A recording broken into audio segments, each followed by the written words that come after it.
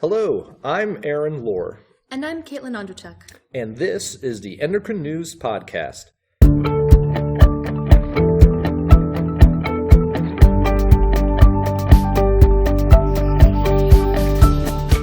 Getting published can be a challenging journey, and that's why we're so happy to be joined today by Dr. Andrea Gore. Dr. Gore is a professor in the Division of Pharmacology and Toxicology at the University of Texas at Austin, and furthermore, she is the past editor-in-chief of Endocrinology. Thank you for being with us, Dr. Gore. Thank you so much for having me. Now, nobody ever sets out to write up a poorly written scientific paper, and yet it does happen. As someone who's published many papers and has reviewed many submissions, what would you say constitutes a well-written scientific paper? I would say that one of the most important things is that you need to tell a scientific story. Your paper needs to begin with what's gone on in the past, talk about what you've done and how you've done it, and then share your data, and then tell people what it is that you found and why it is that that is exciting. But it really is telling a story, and it needs to stay focused. It needs to have enough background information. It needs to have, in the case of the basic science fields, you need to have a testable hypothesis that you can articulate well. And you need to have a well-designed study that you can take the readers or the reviewers through piece by piece and be able to arrive at some kind of conclusion that we hope is going to be something novel that will advance discovery. Can you tell us a little bit about what editors and reviewers are looking for and what they do not want to see? A paper needs to be very well written, well organized, attentive to details, but also have a bigger picture. When I was the editor-in-chief of Endocrinology, the first thing that I would look for when I received a paper was, what do the figures look like? What do the data look like?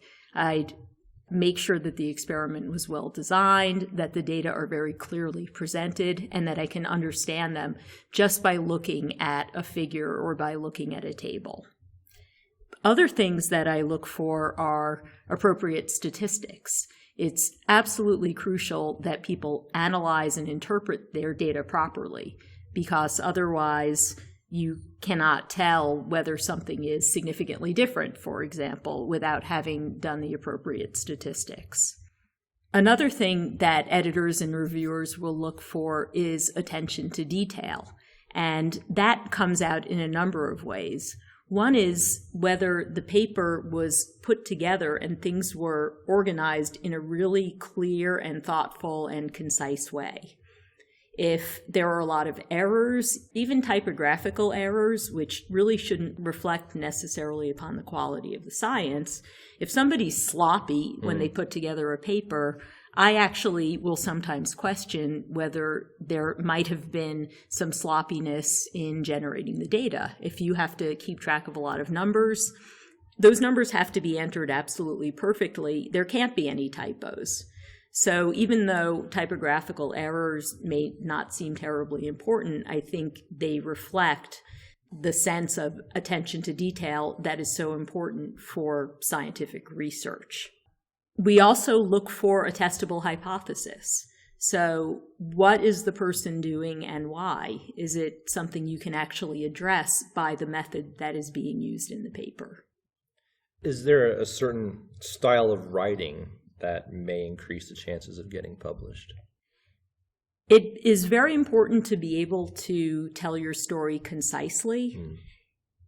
I will often look at a paper and I'll see a 10-page introduction for a basic research paper. Really, I would say kind of a good formula if you're putting together a paper for, at least when I was the editor of Endocrinology, what I would look for was an introduction that was maybe 2 double-spaced pages, so that is probably about 1,000 words or even less, maybe 800 words. You want your methods to be thorough, so there I'm okay with the details and length because others need to be able to replicate. So those sections can be a little bit more lengthy. The results need to be well organized. They should also be concise. And then the discussion really needs to focus on interpretation.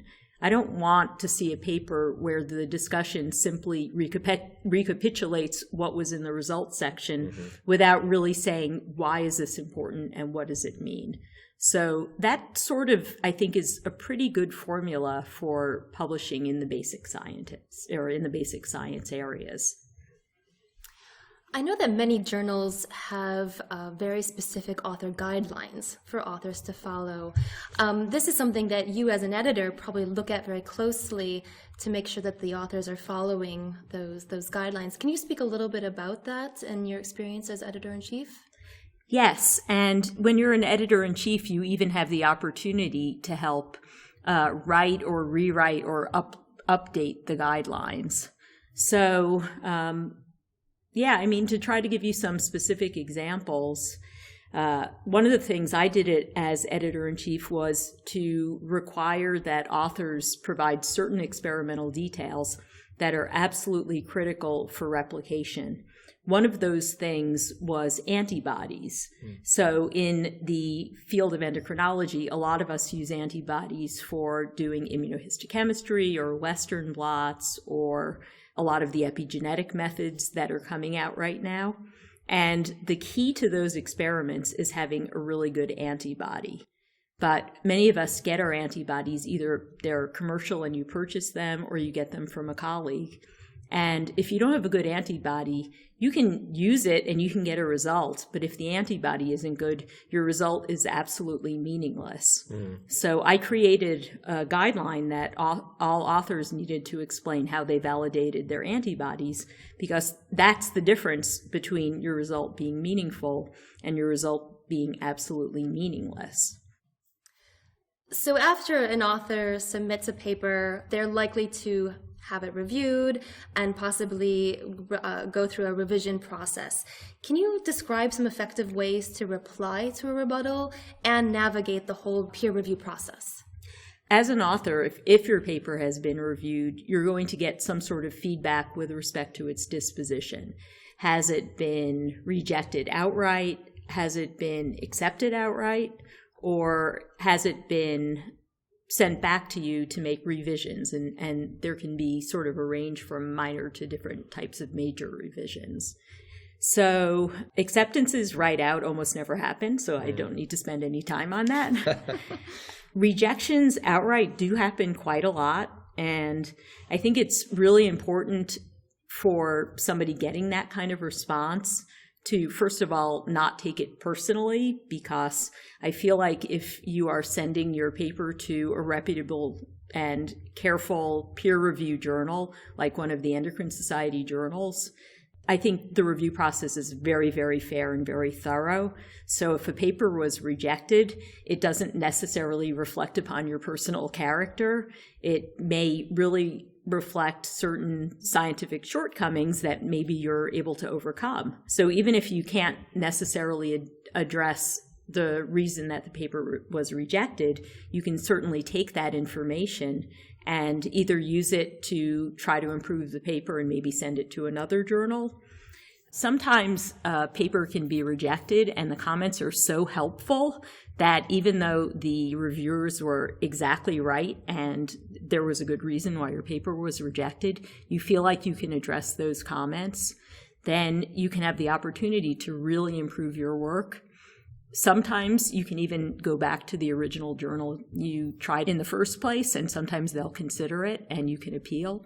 Sometimes they won't, but I think overall it should be a very, very constructive process, and you should try to take that very constructively, even if it's a rejection. It's quite common to be offered the opportunity to make revisions, and again, you have to consider every single comment that's been given to you to determine whether there are points that you can or maybe you can't address all the comments. In your rebuttal, you always want to be incredibly polite and professional. You never want to say, you're wrong to the reviewers. The reviewers may be wrong, but you always want to give a very thoughtful, carefully crafted response where you tell the reviewers what maybe why you did what you did. You give them your response. You're very courteous. If you disagree with them, it's okay to disagree as long as you carefully explain why you disagree. And sometimes when it goes back to the reviewers, they realize, oh, you're right.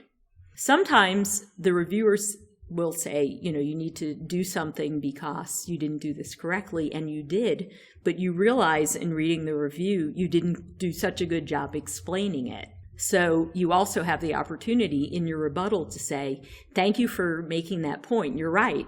I did not explain this properly. So, as written, I can see why you thought I had not done this correctly. But now that you've given me this information, I've gone and I've rewritten that section. And I think now you'll find that I actually had done it correctly. Is there a way to determine whether rejection truly is a rejection or perhaps it's a major revision? Is there a way to know the difference?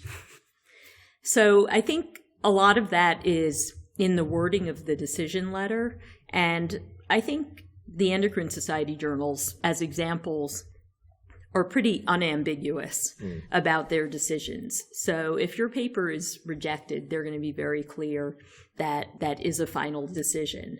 They may make recommendations for other journals to go to, but at least for the first journal that you submitted the paper to, I think if it's rejected, they're going to actually tell you that it's rejected.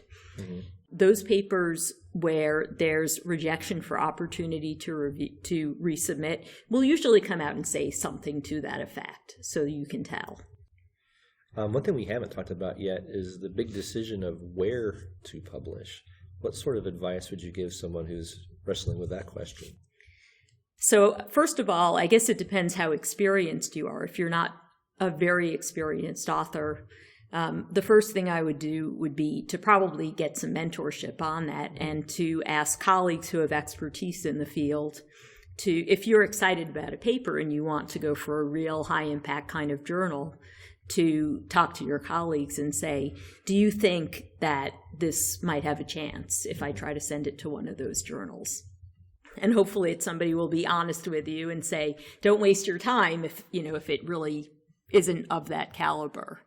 But that's sort of a small percentage of work. I think most of us aren't going to be able to get all our papers into Science or Nature. Yeah. And so in those cases, what we're looking for are high quality journals that have really good expertise, that have the editorial board that will appreciate the kind of work that you're doing. So I'm a neuroendocrinologist, so in my case, I'm going to be looking for journals like endocrinology or journals that are more specialty types of neuroendocrinology journals. Mm-hmm. I do work on environmental health, so sometimes I'll send my work to environmental health journals.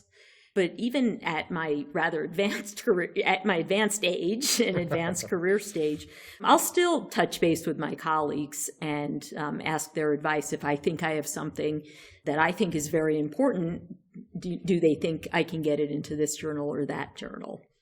Now, there are sort of a lot of other questions because there are so many journals out there.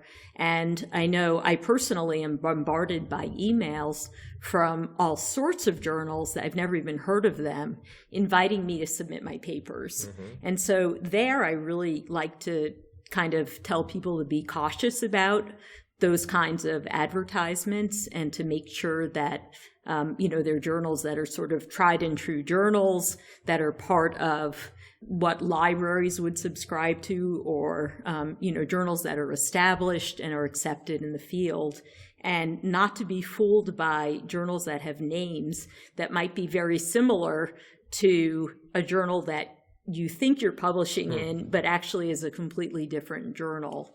And some of those journals actually are considered to be predatory journals. So it's usually very safe to submit to society journals because most society journals have been around for a long time. They're established. They are known to be careful in peer review. So I think those are probably good choices for journals. And then, other journals that we sort of know about from our own specific disciplines. Mm-hmm. But just to be careful when you're submitting a paper to make sure that it's the journal that you think it is, and that it's a journal that has a reputation, a good reputation. Before we close, do you have any words of wisdom for those in our audience with aspirations of publishing their research, in particular trainees or graduate students, postdocs who might be publishing for the first time? I started at the beginning by saying when you write a paper, you want to tell a story.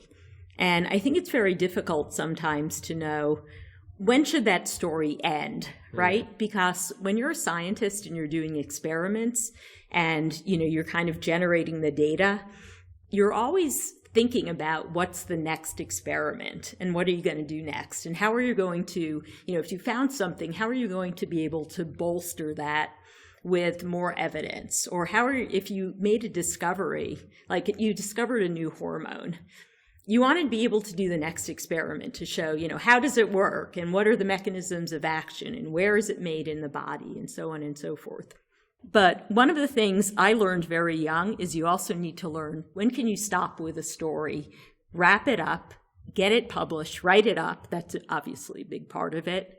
And be able to kind of have a stopping point to be able to start to get your data published. I think a mistake that people make early in their careers is that they want to just keep going and going and going. They never reach that stopping point. And then 3 years have gone by and they actually haven't published a paper yet. And in my career in academia, that's death because you really have to publish. So I think being reasonable about what the expectations for a paper is very important. Getting mentorship for that is helpful. Taking the time to write, but not being intimidated by the writing process, because I think sitting down and writing a paper by yourself can be scary, and kind of embracing the fun part of telling that story. I guess one other piece of advice is I found with some of my more junior colleagues that when they're trying to get started, they feel like they have to have a week ahead of them where all they're going to do is write a paper. But the reality is that I think that is the worst possible way to write a paper because it's so open-ended that you get distracted, you're checking your emails, you can't stay focused. I personally find it easier to write if I have an hour. In an hour, I'll say, I'm going to write 2 paragraphs. I can do that in an hour. And 2 paragraphs can be half an introduction to a manuscript. So kind of rethinking time allocation when you're working on papers. And then I think that's a good way to not procrastinate, to keep saying, well, I don't have a whole day or I don't have a whole week, so I won't work on this paper this week. But actually just sitting down and making yourself do it for an hour here or an hour there.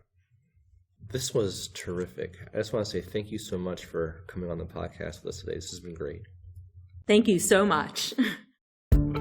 That's all for this episode. Thank you for listening to the Endocrine News Podcast. To learn more, visit www.endocrine.org/podcast. There you can find this episode and some helpful links. You can subscribe to Endocrine News Podcasts on iTunes or wherever you get your podcasts. Be sure to leave a review on iTunes.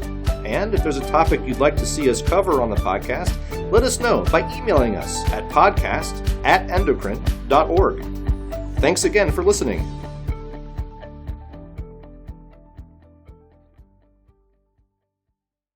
Endocrine News Podcasts are a free service of the Endocrine Society. To learn more or to become a member, visit the Society's website at www.endocrine.org.